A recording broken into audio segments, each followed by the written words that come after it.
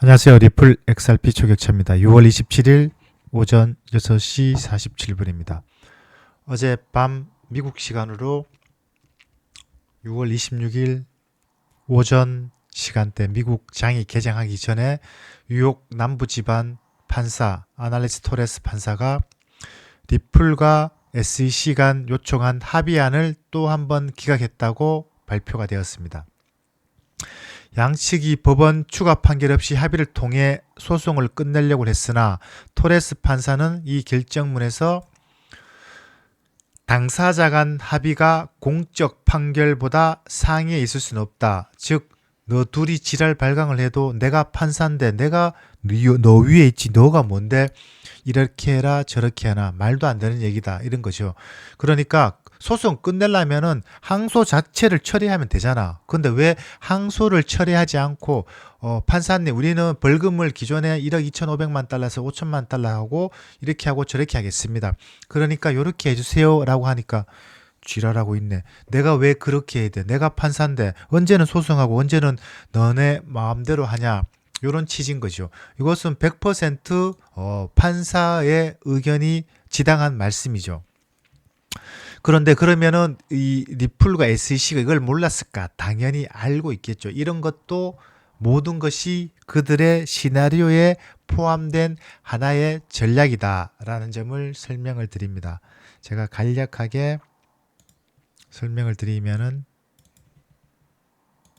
제가 보는 분석은 간단하게 35,000원, 26만원 가는 전망은 변동이 없다. 이와 관련된 상세 분석은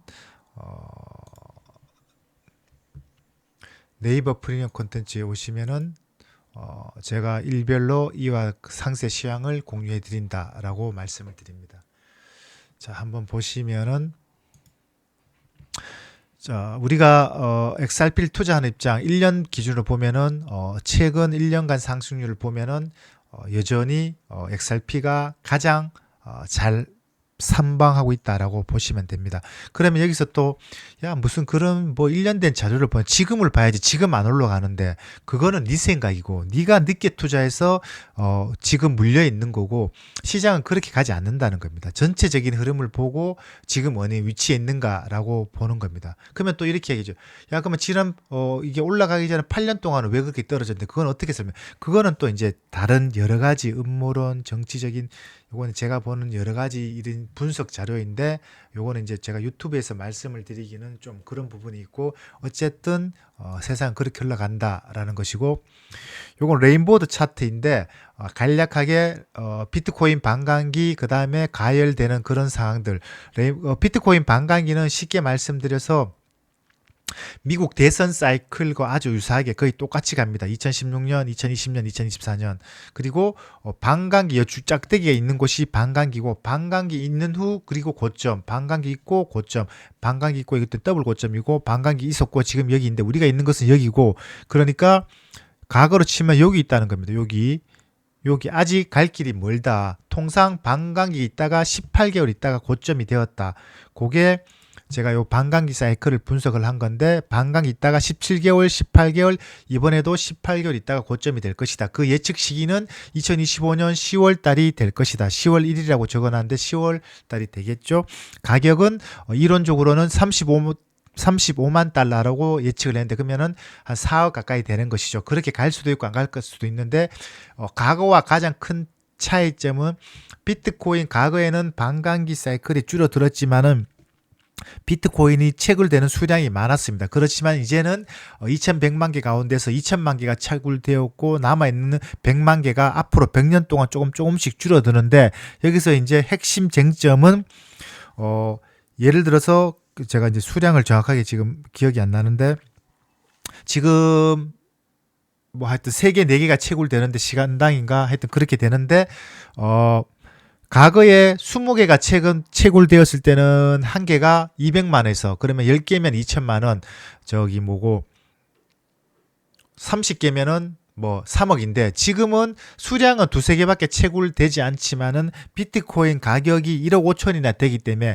총 채굴되는 곱하기 수량 곱하기 현재 단가를 더하면은 예를 들어서 5개가 채굴되어서 10억이 되는 것과 20개가 채굴되어서 합계 금액이 10억이 되는 것은 비슷한 논리가 적용이 되기 때문에 무조건 지금 채굴량이 줄어들어서 그게 시장에 미미하게 영향을 미친다라고 볼 수도 없다는 겁니다. 그만큼 가격이 올라가는 거니까 그런 시장 흐름 메커니즘이 있다라는 점을 설명을 드립니다.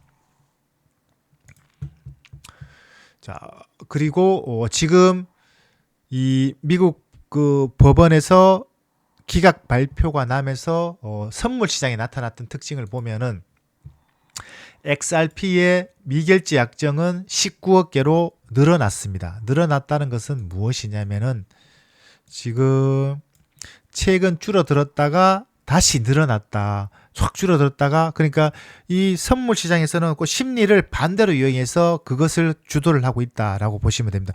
늘어났고 그리고 요 판결이 있고 당연히 그러면 우리 투자자 입장에서는 야, 좋댔다. 또 떨어지겠구나. 팔겠죠. 팔면은 여기 보시면 업비트 창으로 보시면은 이런 것처럼 떨어지고 더 떨어지겠지 했는데 이렇게 말아 올려버리는 이런 그림들이 자주 연출된다라는 겁니다. 지금 총 거래 볼륨은 14억 달러이고 원화의 구성비는 19%. 이 또한 특징이 있다. 원화의 구성비가 쭉 늘어졌다가 다시 지금 올라가는 추세다라고 보시면 됩니다.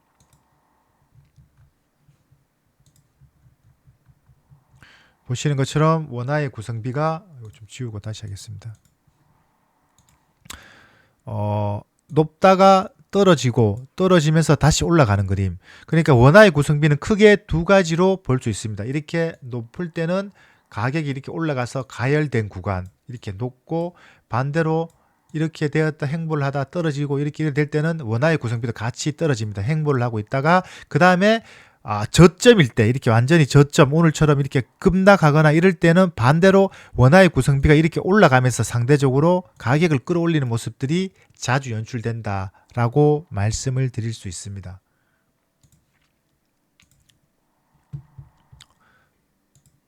한 가지 더 보면은 오늘 같은 경우 청산을 보시면은 12시간 기준으로 XRP 같은 경우 당연히 롱 포지션 이 며칠간은 가격이 여기 보시면은 요렇게 상승하면서 숏 포지션이 많이 청산이 당했습니다. 근데 오늘은 반대로 요 발표가 있으면서 떨어지면서 롱 포지션이 많이 청산 당했다. 이렇게 완전히 우리 개미들하고 역으로 반대로 가는 현상들이 자주 일어나고 있다라고 설명을 드립니다. 이런 투자자 입장에서 보면은 이런 기사들 좀 힘들게 우리를 지치게 하는 거 참 소위 말하면은 아이고 투자하기 힘들다. 뭘 언제 끝나가 좀 끝나지. 좀 올라갔으면 좋겠는데 막 지칩니다. 그렇다 치더라도 이런 기사로 인해서 우리가 그러니까 투자하는 리플을 팔거나 그렇게 하지 않습니다. 이렇게 그만 무엇이냐? 이런 것들을 지치고 힘들고 힘겨움을 느끼게 되면은 어떻게 되냐면은 XRP 가격이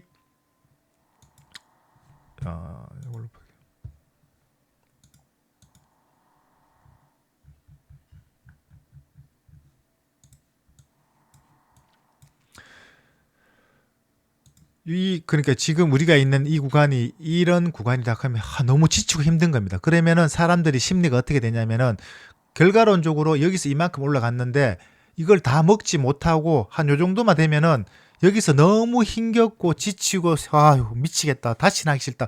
아유 보기도 싫다 해서 내 가격이 예를 들어서 평당가 어쩌고 저쩌고 해서 원가가 뭐 한 3,900원이다. 그러면은 일단 여기 근처 오면은 아이고 이제 좀 살 것 같아 막 흥분됩니다. 그러다가 4,500원 한 4,800원만 되면은 그러면 예를 들어서 이제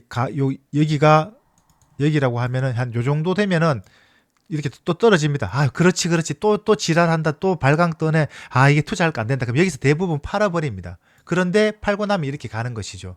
결국 우리가 투자의 궁극적인 목적은 이런 걸 먹고, 그 다음에 이걸 작은 사이클이고, 이제 한 중간 사이클, 이게 이렇게 되고, 그 다음에 다시 지금 요렇게, 요런, 지금 여기가 여기라고 보면은 다음 이렇게 가는 겁니다. 이렇게 결국 이런 것까지 다 먹을 수 있는 인사이트를 가지는 것이 궁극적인 목적인데, 대부분은 이것도 먹지 못하고 여기서 다 멈춰버리고 시장을 떠나버리죠. 그리고 아, 참 그 시절 좋았다라고 하는 것이 일반적인 투자 패턴이죠. 그걸 넘어서야 된다는, 넘어서기 위해서는 우리가 이런 차트적인 가격만 보는 것이 아니고 거시적인 부분, 세상이 돌아가는 이치, 뭐 이런 것들, 그 다음에 여러 가지 지표, 정세, 이런 것들을 다 보고 이럴 수도 있고 저럴 수도 있고 이런 것들을 과거 역사까지 다 봐야 된다는 것이 제가 보는 투자 시장의 흐름이다라고 보시면 됩니다.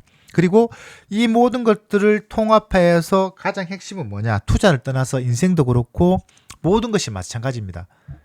태도, 내 삶이 메시지다. 이 간디가 수많은 일학 중에서 어떤 사람이 이제 어마어마한 간중 인파를 뚫고 간디에게 가서, 이분이 간디죠. 아, 제가 집으로 가줄 수 있는 심오한 생각이 담긴 메시지를 써 주실 수 있나요? 라고 하니까 종이 한 장에 간디가 내 삶이 메시지다. My life, my message라고 적었습니다. 그러니까 이게 이제 제가 요즘 느끼는 감정은 우리가 태도입니다. 어떤 태도, 모든 사물을 보는 태도, 리플을 보는 태도, 내가 일상생활에서 상대방을 대하는 태도, 거기에서 모든 것이 함축되어 있습니다. 예를 들어서 꼴 보기 싫고 만나기 싫고 싫은 사람은 딱 10초, 1분만 보면은 저 사람이 나를 어떻게 대하는지 눈으로 보면은 우리는 대부분 다 알 수 있습니다. 그런 것처럼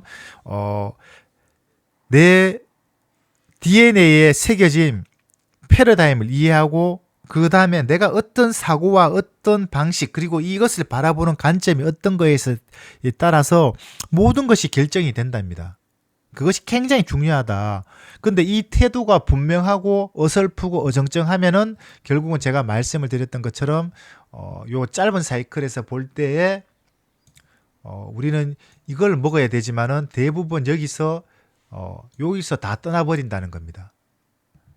요거를 더 큰 사이클로 보면은 지금 우리가 있는 것이 이렇게 되고 이렇게 되고 이렇게 되는 건데, 지금 우리는 여기 있는 겁니다. 여기, 그 다음에 여기고 그 다음에 여기인데, 이런 인사이트를 가지는 것이 투자의 궁극적인 목표다. 그러면 이걸 가지기 위해서는 뭐 단순히 차트, 펀더멘탈 뭐 이런 걸 보는 게 아니고 역사, 인문학, 세계가 돌아가는 정세, 국제 정세 이런 것들까지 다 보고 난 다음에 그 다음에 내가 어떤 마음가짐으로 임해야 되는가라는 것입니다.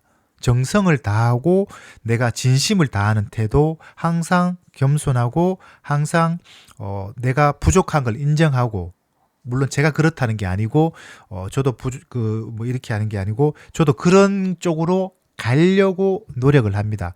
그리고 제가 가장 중요하게 생각하는 것은 이기적이 되어야 됩니다. 이기적이라는 게 뭐 남을 배신해서 그런 게 아니고 내가 잘 되어야 된답니까? 내가 중심이 쓰고 여러분 스스로가 잘 살고 성공해야지만이 그 효과가 내 주변 사람들에게, 가깝게는 뭐 저의 기준에서는 결혼을 했으니까 가족들이 되겠고 자식이 되겠고 그리고 부모님이 되겠고, 그렇게 해도 넘쳐난다 그러면 친인척이 되겠고 그리고 친구들이 되겠고 주변 사람들이 되겠죠. 그러니까 내가 잘 되어야 이 단풍의 색깔이 옆으로 옮길 수 있는 것이지, 내가 개뿔도 없는데 내가 힘겨워 죽겠는데 내 코가 석잔데 무슨 남을 배려한다는 것, 그것은 말도 안 되는 논리입니다. 무조건 내 스스로가 잘 되어야 된다. 내 스스로가 채워야 된다는 것, 물컵에 물이 차듯이 채워야 된다는 그 말은 뭐냐면은 투자로 성공해야 된다. 첫 번째, 우리 투자자 관점에서 볼 때 돈을 벌어야 된다. 내가 벌지 못하면은 이 시장에서 살아남을 수 없다. 살아남지 못하면은 나의 존재 가치는 없는 것이다. 뭐 죽이 되든 밥이 되든 그 사람이 잘하든 못하든 그것이 중요한 것이 아니고, 우리가 소위 말해서 TV에 나오고 막 유명한 사람, 교수, 박사, 그 다음에 뭐 전문가, 트레이너, 애널리스트, 그냥 한마디로 그겁니다. 그렇게 잘하면 지가 투자하지. 지가 그건 거기서 나와서 이야기할 필요가 없는 겁니다. 결국 고수는 내가 잘 되는 사람, 내가 성공한 사람이 진정한 고수다. 그러기 위해서는 여러 가지 일단 내가 잘 되어야 된다. 이 점을 꼭 여러분도 인지를 하시고 각자의 위치에서 각자의 방식으로 꼭 성공하시기를 바랍니다. 감사합니다.